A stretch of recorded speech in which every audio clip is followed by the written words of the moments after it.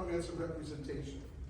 So you want to have people involved. It's just, too often do we see strategic plans that seem like someone authored them. When really it needs to be obvious that there was a collaborative effort. Who was involved in strategic planning? What about student services? And what about each of the different departments? How about student representation? A lot of times we don't see that. That should be there as well. So you really do need to see broad-based kind of grassroots participation in that strategic planning. Now, of course, there's going to be different levels of appropriate discussion, but it really does need to be something that's grounded. It's like grounded theory. It's like grounded theory. It has to be grounded in the actual lived experiences of the people who make up that institution. So it needs to be collaborative and comprehensive. So we want to see a formal process so that the schools can follow that. We want to see broad participation of stakeholders when we see a strategic plan. We want to see that it's data-driven, prioritized strategic objectives that's based on your assessment findings. In other words, we prayed about it and we're going to do this.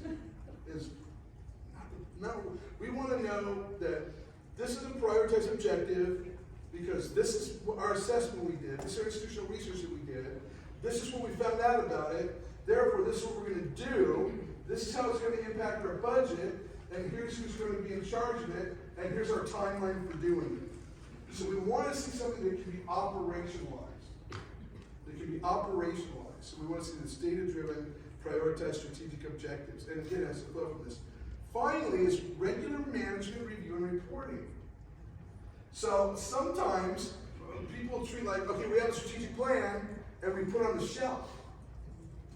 How many times a year do you look at it? And I know we get really busy, but do we look at it monthly? Do we look at it departmentally? Do we pull that out and look at it? How do we look at that? And some of you in this room, many years ago, many years, I won't even say how long ago, but when I would go on site visits and I would go into your office and I would want to talk about something in the strategic plan. And I would say, I'd have my bag with me, and I'd start to talk about the strategic plan, and I'd say, oh, maybe I left it in the room, do you have a copy of it?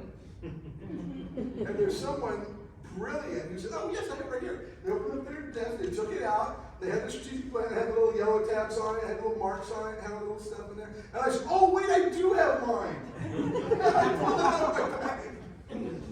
You'd come up and smack me later if you know who you are in the room. But again, is it a living document? Or is it just a box that got checked off? The school must have a strategic plan. Roger that, strategic plan. Next, what else do we have to do, sir? Just we have one. What are you doing with it? Is it being looked at? Did you keep meeting minutes of the strategic planning committee? Can you show me those? Can I see who was on your committee?